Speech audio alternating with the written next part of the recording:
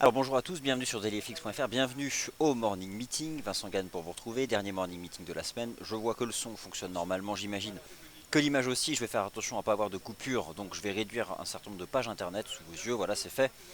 Comme ça va bien fonctionner.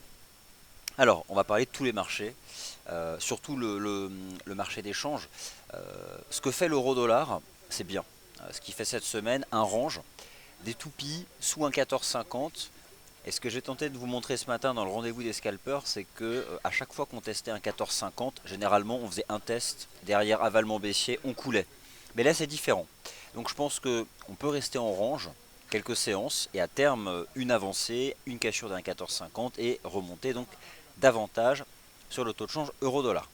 Les indices boursiers européens qui entament donc une reprise. C'est vrai qu'ils ont cassé des supports lundi, mais sans derrière s'effondrer. Donc bon, voilà, merci les banques centrales. Et enfin, les matières premières, rebond du prix du pétrole. Je suis toujours confiant sur les métaux précieux, notamment sur l'argent.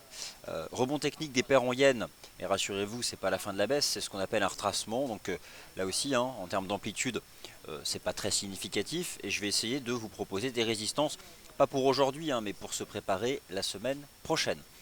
Alors vous avez donc, comme d'habitude, et c'est la dernière fois donc, que je vous en parle dans la section commentaires, le lien pour remplir l'enquête Investment Trend. Et surtout, ce qui est très important, c'est de m'envoyer l'email dans la foulée. Un email qui confirme que vous l'avez fait. Et derrière, je vous envoie donc le coupon de 500 dollars pour vous offrir tout ce que vous voulez sur ce site. Moi, ce que je vous conseille, tenez, je vous donne le lien vers le site, vers le magasin d'applications. Baladez-vous dessus, repérez d'ores et déjà ce qui vous plaît. Et ce week-end, eh bien, offrez-vous donc l'indicateur de votre choix. Moi, je vous conseille surtout le Candlestick Pattern Scanner. Bon, comme voilà, c'est pas la perfection, mais ça met quand même un premier filtre pour identifier les configurations en chandelier. Il y a le Strong Week Reporting Analysis, il y a cet indicateur, il vaut carrément 499 dollars. Ça vous permet de télécharger des datas, de tout retraiter, de construire vos graphiques vous-même depuis Excel, donc ça aussi c'est propre. Donc voilà, 20 minutes. Et derrière, un email, vegan@fxm.fr, et on vous envoie le coupon. Allez, on passe au marché. Fin de la publicité. Le marché d'échange. Je commence donc par l'euro-dollar. Ce que fait l'euro-dollar, c'est parfait pour la construction du mouvement haussier. On revient dans le temps. Vous avez sous les yeux en données journalières le range de l'euro-dollar depuis le printemps dernier. Donc ça fait un an, puisque là le printemps on est dedans depuis 2 semaines. Regardez dans le passé, à chaque fois que l'euro-dollar testait 1,1450, 1,15, qu'est-ce qui se passait? Donc on part du 6 février 2015, test, rejet, chute libre. 18 mai, test, rejet, chute libre. 18 juin, test, rejet, chute libre. Excès haussier en août, réintégration, chute. Chute en septembre 2015, idem en octobre 2015. Et là, vous constatez comme moi que la situation est complètement différente. Nous sommes sous un 14,50 depuis le 1er avril et le marché s'installe dans un range. Moi j'estime que ce range participe à la construction du mouvement haussier. Je ne suis pas vendeur euro-dollar, déjà c'est de la contre-tendance depuis le mois de décembre dernier. Ça va par contre laisser le temps aux indicateurs de momentum pour se dégonfler. Donc moi j'utilise surtout le RSI. Ce que je vous invite à faire, c'est à vous concentrer sur le RSI en données journalières, sur le taux de change euro-dollar. Il faut le laisser se dégonfler. De là à revenir à 50, c'est peut-être un peu bas. Mais en tout cas, j'envisage toujours avant la fin du mois d'avril, donc je vous donne un timing, avant la fin du mois d'avril, qu'on aille tester 1,15. Ensuite on verra parce que c'est quand même une zone d'excès importante. Mais aller chercher 1,15 dollars me semble toujours un bon scénario pour le mois d'avril en cours. L'USD Yen, c'est le taux de change de la semaine. Les paires en yens sont les devises, les taux de change les plus importants de la semaine. Depuis la cassure des 111 sur l'USD Yen, on a perdu 350 pips. La baisse a été forte tout au long de la semaine. Vendredi, le marché prend des bénéfices. Bon, c'est ce qu'on appelle un retracement. Tant mieux. Lorsqu'on retrace comme ça une chute verticale, ça permet de donner du corps à la phase baissière et envisager derrière davantage de baisse. Je vous donne une cible pour le mois d'avril, vous pouvez la noter. J'ai une conviction forte, je vise 105,80. 105,80 avant la fin du mois d'avril. tout comme je vise 1,15 sur l'euro-dollar avant la fin du mois d'avril. Ce sera deux cibles sur lesquelles je vais me concentrer et donc essayer à chaque fois de vous proposer des niveaux intéressants pour bien en profiter. Alors bien sûr c'est ce que je pense, après voilà, vous avez votre esprit critique par rapport à tout ça. Sur les paires en yens, aujourd'hui ça retrace, donc le timing n'est pas bon pour vendre. Aujourd'hui on ne peut pas vendre, il faut laisser un peu le marché se reprendre. Notez d'ailleurs la distribution du volume avec les bougies japonaises. On a eu un fort volume dans la phase de baisse et vous constatez que dans le rebond, depuis hier, il y a 2 fois moins de volume, donc ça aussi c'est intéressant. Le volume se fait dans les phases de baisse et là il tend à être divisé par 2 dans cette phase de retracement, donc ça c'est parfait aussi. Et ça renforce ce scénario d'un simple retracement avant de chuter davantage. Alors, ce que je vous invite à faire sur l'USD Yen, c'est d'une part à vous montrer patient. C'est aujourd'hui de ne rien faire. Et par contre, d'avoir d'ores et déjà en tête la moyenne mobile simple à 20 périodes sur l'horizon de temps 4 heures. Elle est propre. C'est sa cassure qui, le 29 mars dernier, a donné un pré-signal. Et depuis sa baisse, bon, on est à la fin de semaine, je vous rappelle le scénario de fond, hein, l'USD Yen, ferme tendance haussière entre septembre 2012 et le printemps 2015, épaule tête épaule, cassure en février de la ligne de coup, 7 semaines de range. Nous venons de vivre une semaine de cassure et d'ailleurs je pense que dès la semaine prochaine la baisse va se prolonger. Alors est-ce qu'on ira chercher les 105,80 la semaine prochaine? Je sais pas, mais franchement c'est rapide hein, les paires en yens. C'est très rapide, c'est-à-dire que lorsqu'elles engagent une impulsion, c'est pas 50 pips. C'est pas les impulsions récentes de l'euro-dollar, hein, c'est 300, 400, ça va très vite. Voilà. Le GBP USD a-t-il déjà donné un signal de vente? Je suis prudent. En cours de clôture, on a cassé un support 1,41, 12, 15. En chandelier japonais, on travaille le niveau.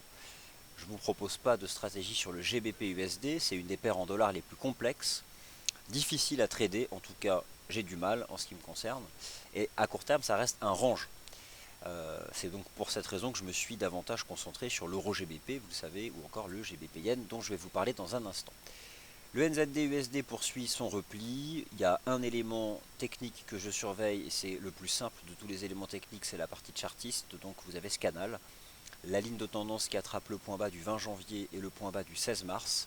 Le marché peut baisser jusque dans la partie basse du canal.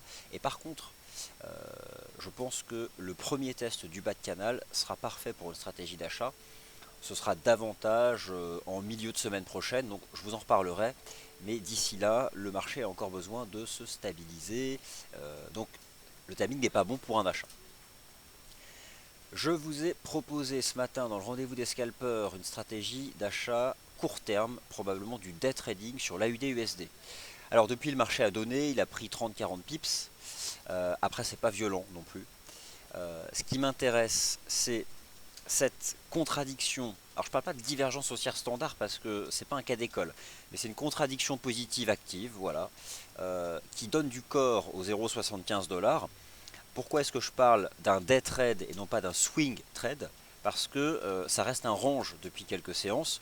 Donc la remontée de la UD vers 75, 80, 76, c'est quelque chose que j'envisage pour la séance ou lundi. Voilà. Si ça ne se fait pas, j'aurais eu tort et c'est pour cette raison qu'il est impératif de gérer son risque. Et comment gère-t-on son risque? C'est simple, sous 0,75. Donc voilà, 74,98. Attention, je ne vous donne pas des paramètres de trading hyper précis. Hein. C'est pas voilà, mais vous avez un niveau technique limpide pour gérer votre risque. En l'état, si le marché passe en dessous, c'est pas concevable de rester long. D'accord? C'est un day trade. On casse le support, c'est terminé. Mais voilà, en tout cas, ce matin, il y avait un timing intéressant. Moi, pour le day trading ou le swing trading, lorsqu'il y a un risque financier de 20-30 pips pour aller en chercher au moins le double, voire le triple, c'est ce que je préfère. Et donc on avait ce matin une opportunité sur l'OSI dollar, qui n'est pas non plus l'opportunité du siècle, hein, mais voilà, c'était du point de vue du money management intéressant et je vais garder le cap jusqu'à ce que soit j'ai raison, soit je sois invalidé. Si je suis invalidé, je vous le dirai, je ne vais pas me cacher. Si j'ai raison, je le dirai aussi. Le Taux de change. Alors, qu'est-ce que j'ai oublié dans les paires majeures? Non, j'ai oublié l'USD CAD. Alors, l'USD CAD, c'est une compression. Alors, je suis toujours partagé sur l'USD CAD. C'est vrai qu'on en parlait hier avec l'équipe. Il y a cette possibilité d'avoir à terme ce qui est hautement baissier, c'est le drapeau de momentum, voire un espèce de biseau d'élargissement sur le RSI D1. Alors, autant vous dire que si on en sort par le bas, ça va faire très très mal. Mais d'où cela va venir? Je ne sais pas. Euh, à terme, je pense que l'USD4 peut briser un 28,30. D'accord, et donc se replier davantage. C'est peut-être un scénario pour le second trimestre qui vient de s'ouvrir. Bon, on verra. À court terme, c'est un range entre 1,2830 et 1,33. D'ailleurs, le marché n'est pas allé chercher un 33. Si un jour l'USD4 brise un 28,30, cela peut être du fait d'un net renforcement du dollar canadien, peut-être avec un succès le 17 avril prochain à Doha entre les principaux tenants de l'offre de pétrole. Ça peut aussi venir du dollar US. Après, attention tout de même, le dollar US a tendance naturellement à baisser depuis fin janvier avec les nouvelles anticipations liées à la Fed, mais c'est pas la chute libre du dollar US. Attention, l'USD4, ce n'est pas le dollar qui s'effondre, c'est le yen qui se renforce et avec un peu bien sûr de baisse du dollar. Mais voilà. Donc l'USD4 à court terme, ça reste un range. Il y a des chiffres, il y a le NFP canadien tout à l'heure. Alors j'exagère, ça n'existe pas le NFP canadien, mais il y a les chiffres du marché du travail du Canada tout à l'heure. Je vais les suivre avec vous en direct à partir de 14h15. J'aurai l'occasion à ce moment-là d'être plus précis sur le CAD. D'ailleurs, je vous ai proposé sur le CAD yen une stratégie de vente depuis la semaine dernière, après avoir constaté une réplique d'une formation en étoile du soir sous 87. Étoile du soir 29 janvier, 1er février, 2 février. Étoile du soir 30 mars, 31 mars, 1er avril. Cassure de la neutralité sur le RSI avec un objectif de cours à 82,77. Il a été atteint et j'ai fait le choix hier de prolonger la stratégie de vente. Je suis confiant, pas vraiment à cause du CAD parce que je le trouve moins lisible à court terme, mais surtout à cause du yen. Et c'est grâce à la force retrouvée de la devise japonaise, ce qui était le cas les 6 premières semaines de l'année, et ce qui semble être à nouveau le cas en avril, donc premier tiers du second trimestre, j'envisage une retombée vers cette ligne de tendance, donc bon, en gros 80, quoi. Voilà, je vise 80 et je pense qu'on peut faire ça en avril. Euro GBP, vous connaissez ma stratégie d'achat de moyen terme depuis les 0,75. Je vous en ai reparlé, rappelez-vous, lors de la dernière conférence en ligne où je vous ai proposé des trades moyen terme. L'Euro GBP était la stratégie numéro 1 pour viser 0,8157. Nous y sommes presque, mais pas encore. Je confirme que tout va bien pour l'instant sur l'Euro GBP. Prix et momentum avancent ensemble. Certes, on devient suracheté, mais on ne peut pas shorter parce que c'est suracheté. J'ai même tendance à dire qu'un RSI à 70, ça montre la force haussière du marché. Donc je vise toujours 81,57 sur l'euro GBP. Voilà donc ce que je pouvais vous dire dessus. On passe au GBP Yen. Ensuite, c'est promis, je réponds à vos questions sur les autres paires croisées, mais par contre, laissez-moi des libellés dans la section commentaires. Le GBP Yen, alors il est remonté, hein. Ce matin j'ai envisagé que le marché recule sous MM10H4, bon bah c'est pas ce qui s'est passé, donc je repasse sur celle qui m'intéresse sur l'USD Yen, c'est la MM20H4, regardez ce qui est intéressant, c'est que MM20H4 sur le GBP Yen est en train de renforcer le précédent plus bas annuel qui a été breaké cette semaine, 154,71. Alors on est remonté à 154,22. C'est un retracement, mais franchement, c'est pas grand chose si on prend la dernière jambe de baisse. Je vous propose sur le GBP Yen déjà de faire confiance à la stratégie vendeuse. J'envisage toujours en avril un marché atteindre 150, tout comme je vise 105,80 sur l'USD Yen. Je vous propose donc sur ces deux marchés d'utiliser la moyenne mobile simple à 20 périodes sur l'horizon de temps H4 en appliquant le principe du premier test. C'est-à-dire que c'est la rupture de cette moyenne mobile à la fois sur le GBP Yen et l'USD Yen. C'était donc il y a quelques séances, voilà, c'était le 29 mars qu'on a eu un signal précurseur. Donc j'envisage d'utiliser à nouveau cette moyenne mobile pour accompagner la tendance. Et derrière viser donc de nouveau plus bas. On peut jeter un œil, comme je l'ai fait d'ailleurs sur l'USD Yen, à la distribution du volume d'échange réel en fonction des bougies pour voir où se fait le volume. En général, dans une phase de baisse, le volume se fait sur les bougies baissières et le volume doit s'assécher, donc diminuer, sur les phases de retracement. Donc, je vais dans la liste des indicateurs. Vous avez une catégorie qui s'appelle non pas indicateur de volume, mais qui s'appelle activité de trading. Pour quelle raison? Parce que ces 5 indicateurs de volume sont basés sur les capitaux des traders FXM. Donc, le volume réel, on le charge sur GBP-Yen, et on va le regarder. Alors c'est un peu différent quand même de l'USD-Yen parce qu'il y a du volume dans tous les sens. Alors le volume s'est fait dans la baisse, le volume se fait aussi dans la phase de reprise. Bon, non, j'exagère un peu. Regardez, on va être précis. Vous avez ici la phase de baisse. Quand même des histogrammes intéressants de volume. Vous avez ici 1, 2, 3 chandeliers de rebond. Le volume a quand même diminué. Par contre, il y a eu un pic de volume sur ce chandelier. Pourquoi?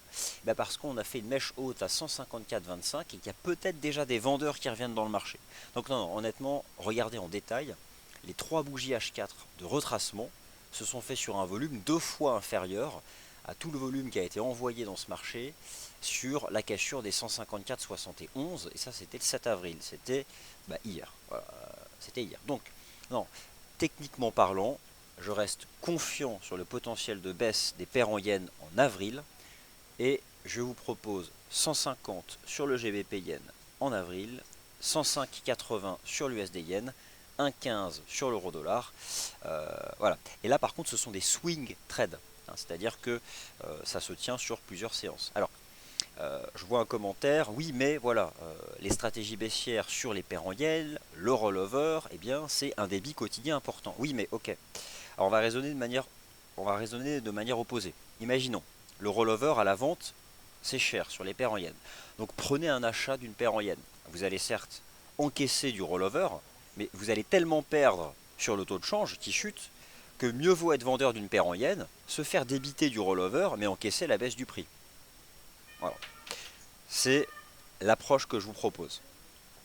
Si vous êtes dérangé par le rollover des paires en yens, rien ne vous empêche de clôturer la position avant la fin de session.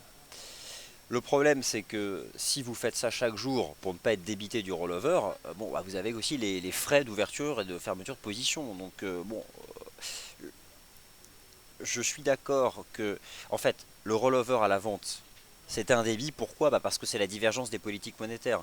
Il faut voir une chose, c'est que cette année, la Banque centrale du Japon, malgré tous ses taux négatifs, c'est parce que la BOJ a des taux négatifs que le débit est fort lorsqu'on est vendeur d'une paire en yens. Mais elle agit plus sur sa devise, donc moi je ne suis pas dérangé par des stratégies de vente des paires en yens. Les indices boursiers, ensuite les matières premières et enfin toutes vos questions. Alors les indices.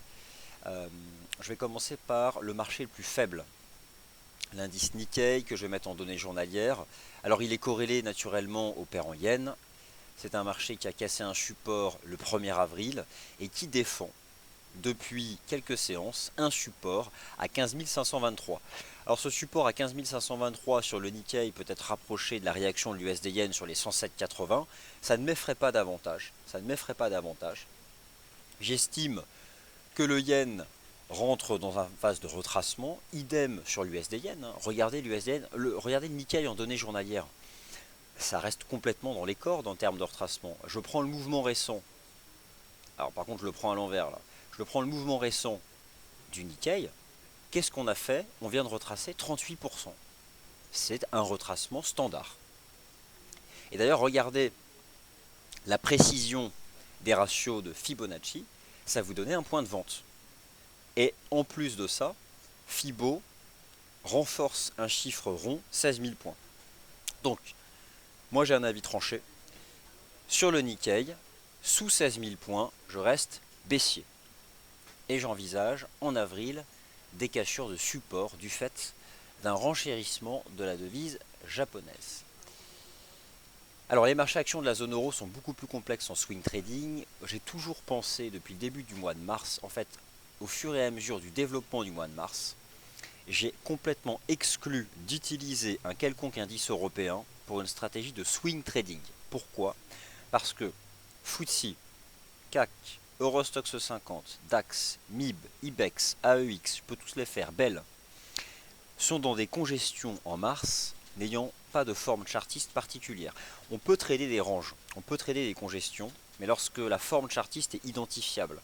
Moi, sur les marchés actions de la zone euro, je ne me parvenais pas à les identifier, donc je les ai exclus. Maintenant, je reviens dessus depuis le début de la semaine, parce que le 5 avril, les indices boursiers de la zone euro ont cassé des supports. Sauf que depuis, on se maintient sous résistance, donc il y a eu un changement de polarité. Par exemple, sur le CAC, 4300 points, ancien support est devenu résistance, mais c'est pas non plus la chute libre. Et ce sont les banques centrales qui neutralisent le momentum swing des indices européens. Cependant, en tant qu'analyste technique, je ne peux pas non plus vous proposer une stratégie d'achat tant qu'on est sous résistance. Donc, simple, mon raisonnement sera le suivant. Sous 4003, je reste... Il y a un risque correctif sur le CAC. Mais en même temps, bon, voilà, c'est pas transcendantal. On peut rester sous 4003, éventuellement la semaine prochaine casser les 4002, revenir chercher les 4115. Bon, pourquoi pas, mais c'est lent. Notez que la résistance à 4300 points est renforcée par la moyenne mobile simple à 50 jours. Le DAX en intraday, qu'est-ce que je vous ai proposé ce matin dans le rendez-vous des scalpers et que s'est-il passé? Ce matin, dans le rendez-vous des scalpers, je vous ai proposé une stratégie d'achat partant du principe qu'une contradiction positive de momentum venait neutraliser la cassure des 95,19. Je vous ai proposé d'attendre la clôture de 9 heures pour adopter une stratégie d'achat si le marché cassait 95,19. C'est donc ce qui s'est passé, cassure des 95,19, et depuis le marché a donné environ voilà, 60-70 points de hausse. Et maintenant, que fait-on?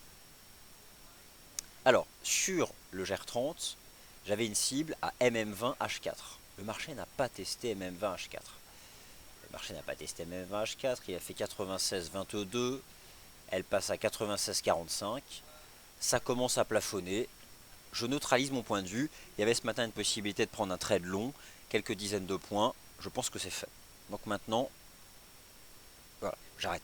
Il y avait un trade ce matin à faire. C'est pas du scalping, c'est du day trading.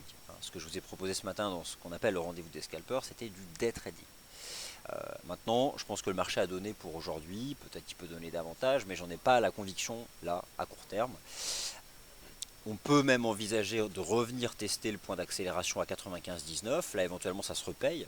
Mais à court terme, si vous avez été long ce matin, prenez vos bénéfices. Enfin, en tout cas, c'est mon approche. La bourse de Londres, parfaitement neutre. Alors elle, par contre, pour les adeptes des range trading, intéressez-vous à Lucassan. Intéressez-vous à Lucassan.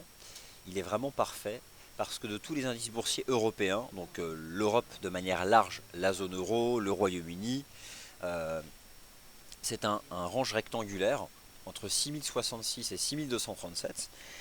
Et à la différence des marchés actions de la zone euro qui ont cassé leur moyenne mobile simple à 50 jours, la bourse de Londres ne l'a pas fait. Alors pour quelle raison la bourse de Londres surperforme? C'est encore l'effet change, c'est le lien Forex indice boursier. La faiblesse de la livre sterling, la remontée de l'euro GBP fait que Lucassan surperforme et affiche un meilleur comportement graphique que l'Eurostoxx 50. Donc on peut trader Lucassan en utilisant ces deux niveaux de prix. On peut acheter 6066, tout comme on peut shorter 6237. Parce que c'est un range trading horizontal, c'est propre. Voilà. Donc, et ça peut durer. Ça peut durer. Et ça peut durer un certain temps. Jusqu'à notamment l'organisation du référendum sur la sortie du Royaume-Uni de l'Union Européenne, ou pas, bien sûr. Les matières premières, et ensuite je répondrai à vos questions. Le pétrole se reprend. Ok, ça lâche rien. Mais en même temps, ça ne fait pas de nouveau plus haut. Moi, ce que fait le pétrole, je vais me mettre dans les données journalières. Depuis, allez, la mi-mars, techniquement, ça ne me parle pas. C'est un range. On va probablement sur l'US Oil rester enfermé entre 34,80 et 40 $. Ces niveaux ont une existence technique que je vais vous rappeler. Les 34,80, c'est la ligne de coup du double bottom, ici, qui a été fait sur les 27 $. Et les 40 $, c'est une résistance horizontale, c'est renforcé par la moyenne mobile simple à 200 jours, et c'est un chiffre rond. Et puis ça parle à tout le monde, 40 $. Donc quel est le scénario le plus probable en attendant la réunion de Doha le 17 avril prochain? C'est un maintien du pétrole en range entre 34,80 et 40. Le cuivre s'enfonce, il a cassé un support, il continue de baisser. Il y avait une div baissière D1, ça continue. Bon, j'ai pas de conviction sur le cuivre. Yoav vous propose des choses plus précises sur ce sujet. Alors par contre, je reviens sur ce que je vous ai proposé hier. Je vous ai proposé une stratégie d'achat sur l'argent. Et je reste avec cette conviction. Je vous rappelle mes arguments. Divergence haussière cachée, propre, ici, bien visible sur le RSI D1. L'argent métal a réagi favorablement sur 14,77. Je soupçonne la construction, ou en tout cas j'hypothèse la construction d'une structure en biseau descendant sur le RSI D1 de l'argent. Et en fait, ce qui m'intéressait hier dans cette stratégie d'achat que je vous ai proposée, c'était le money management. Puisqu'on était à proximité des 14,77, vous pouviez gérer votre risque en utilisant le support à 14,77 $ et pour viser 16 $. Donc, on est à peu près au même niveau de prix, donc je confirme. Achat, je suis à l'achat sur l'argent, j'invalide sous 14,77 et je vise 16. L'once d'or a donné hier un pré-signal haussier intéressant. Il a cassé cette ligne de tendance, amorce la résolution haussière d'un range. Le jour où le métal jaune réalisera une cassure haussière journalière des 1244, ce sera un signal d'achat pour viser une remontée vers les récents sommets à 12,80, 12,85. Ça peut intervenir aujourd'hui. On a un pré-signal hier. Pourquoi pas envisager ce soir une clôture des 1 favorable des 12,44 et donc la semaine prochaine une remontée de l'or vers 12,80 et une remontée de l'argent vers 16 $.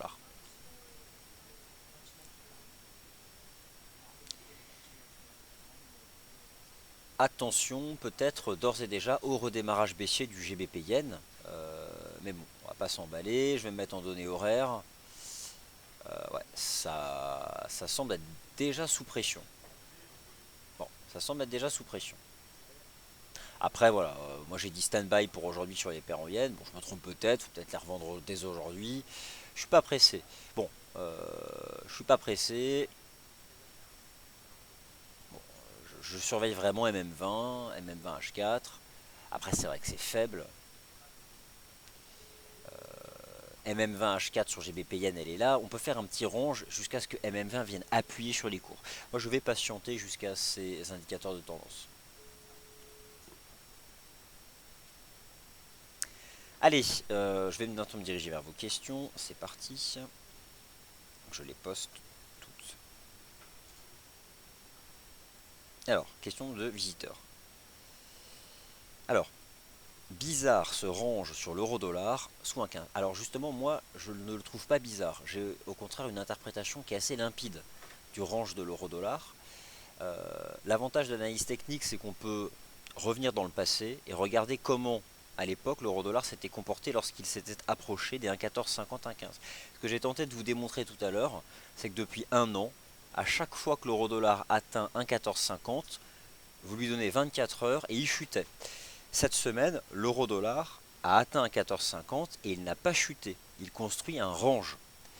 C'est cette nouvelle situation technique qui m'invite à rester confiant dans la capacité de l'euro-dollar à atteindre 1,15 en avril. Je me trompe peut-être, mais je vais garder ce cap tant que le support hebdomadaire des 1,1260 sera préservé. Je vous remontre le graphique en données hebdomadaires de l'euro-dollar, notamment en cours de clôture. Franchement, c'est propre. Voilà le support horizontal. On fait un petit range. Non, je suis vraiment confiant. Je suis vraiment confiant.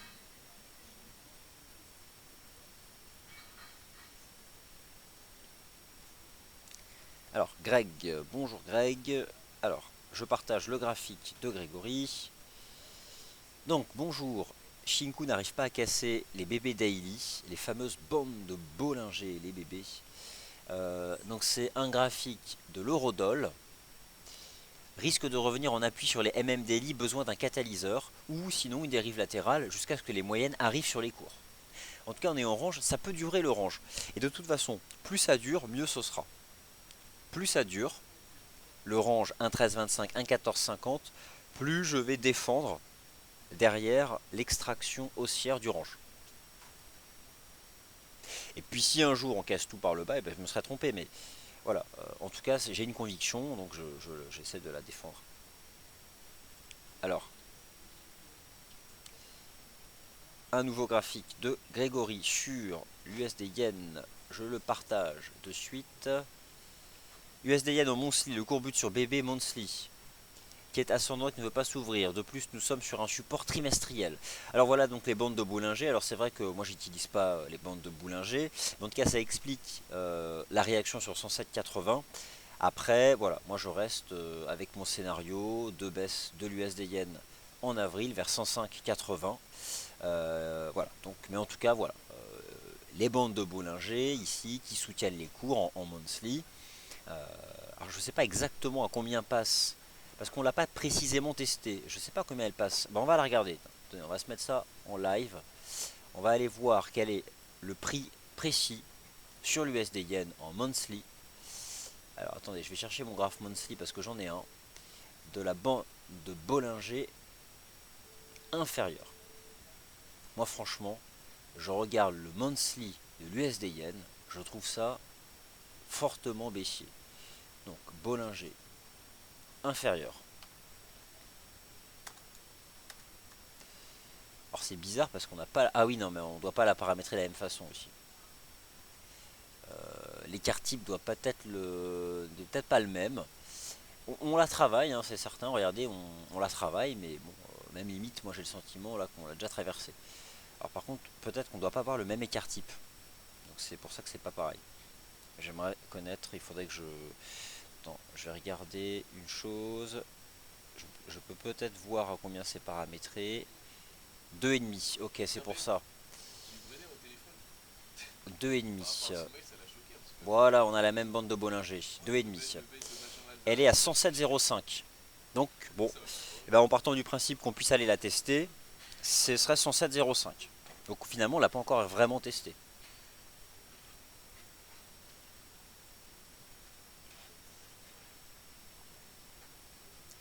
Alors, USD CAD, tenue des atteintes du pétrole, risque de baisse sur le dollar US, nous pourrions assister à une hausse à la fois du WTI et de l'USD CAD carrément ensemble. Alors l'USD CAD pour moi c'est devenu un range. Compte tenu des atteintes sur le pétrole et des risques de baisse du dollar US. Alors la chose, c'est que si le CAD se renforce avec un accord entre les tenants de l'offre, donc si le CAD se renforce, la contrepartie se renforce et que l'USD reste sous pression, USD CAD peut chuter et pétrole monter, mais il y a une corrélation inverse entre WTI et USD CAD. La corrélation positive, elle se fait entre le WTI et le CAD, pas l'USD CAD. Alors un point sur l'euro-yen et sur l'AUD CAD. Donc c'est parti. Alors l'euro-yen. L'euro-yen, je vous ai proposé il y a quelques séances d'accorder votre confiance à une structure en chandelier japonais que j'apprécie, que j'utilise souvent. L'avalement, donc là entre autres c'était un avalement baissier sous 128. Depuis on enchaîne les signaux baissiers, cassure de support, cassure d'oblique, pas de divergence, le prix baisse avec le momentum. Je confirme mon objectif de cours baissier sur l'USD Yen, sur l'euro Yen à 122. Et c'est une cible que j'envisage à horizon fin de semaine prochaine. Et on a désormais sur l'euro Yen une toute première résistance. Toute première résistance sur l'euro Yen à 124,66. Alors la UD-CAD. Alors la UD-CAD, franchement, la UD-CAD, c'est une espèce de range. Alors pourquoi? Parce que ce sont deux devises quand même liées aux matières premières. Je vais mettre en weekly chart pour voir un peu ce que ça donne. C'est pas très parlant. On a un range sur la UD-CAD depuis plusieurs semaines entre 0,98 et 1,06. On a quand même cette structure en avalement qui soutient les cours, mais bon, franchement c'est un range. C'est un range, la UD-CAD. C'est pas très directionnel parce que vous confrontez deux devises qui appartiennent vraiment à court terme à la même catégorie. On le retrouve ici le range hein, de la UD-CAD. Je vais le construire ici sur les bougies H4 et on est presque dans la partie basse du range là. J'irai pas jusqu'à envisager une stratégie positive, mais en tout cas pour ceux qui aiment les ranges trading, voilà, là on est dans la partie basse d'un range, mais j'ai pas d'opinion précise sur la UD-CAD. Peut-être une structure comme ça qui est en train de se construire, un triangle rectangle, quelque chose de cette nature là, mais faible conviction sur la UD-CAD. Alors, on partage Strongwick est une application très pro. Et vous l'avez acheté avec le coupon de 500$. Eh bien, c'est une bonne chose. Alors, Damien 30, qu'est-ce que je pense de l'Eurocad? C'est parti. Alors, l'Eurocad, graphique en données journalières, résistance qui agit sur les cours à 1,50. Bon, à l'avantage d'être un chiffre rond. Pour l'instant, le marché reste couvert par les 1,50, soutenu par une oblique de soutien. Que peut-on envisager sur l'Eurocad? Ah, attendez, je vais juste tracer voilà, une oblique. J'envisage donc là on est dans ce range, on devrait rester dans ce range pour l'instant, sous 1,50. Là ça prend plutôt le chemin du sud où ça dérive à plat. Voilà la pattern qu'on a. On peut éventuellement envisager de revenir tester ici la partie basse de la figure.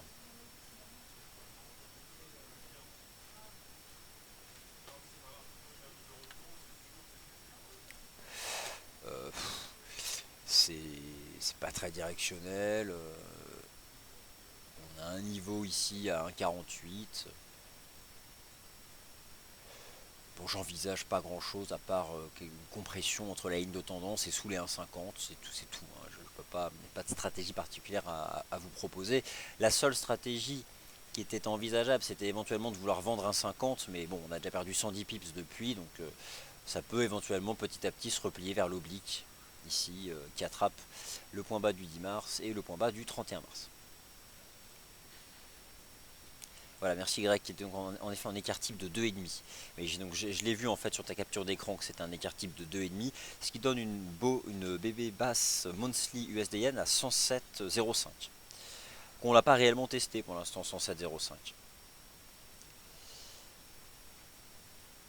Alors oui, chers visiteurs, c'est aujourd'hui, d'ici ce soir, que vous allez recevoir par email votre code pour D'ici ce soir, ça va arriver hein, progressivement, vous l'aurez d'ici ce soir.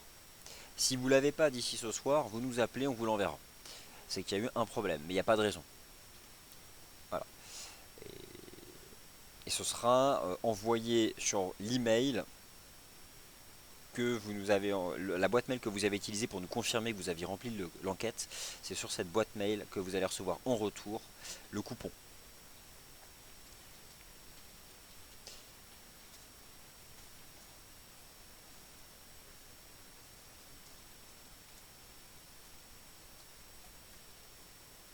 Alors, voilà. Bah écoutez, c'est sur ce graphique de l'AUD-USD donc je vais conclure ce morning meeting. Merci d'avoir participé, d'avoir posé des questions. Prochaine émission à 13h, le 13h des Day Traders. Moi je vous retrouve à 14h15, notez bien, 14h15 et non 15h15. 14h15 pour suivre ce qui est important cet après-midi sur le marché d'échange, les chiffres du marché du travail au Canada, avec probablement de la volatilité réalisée sur les paires en CAD. Donc on reparlera de l'USD CAD, de l'Euro CAD, du CAD Yen, du GBP CAD. Voilà. Merci à tous, bon appétit et à tout à l'heure.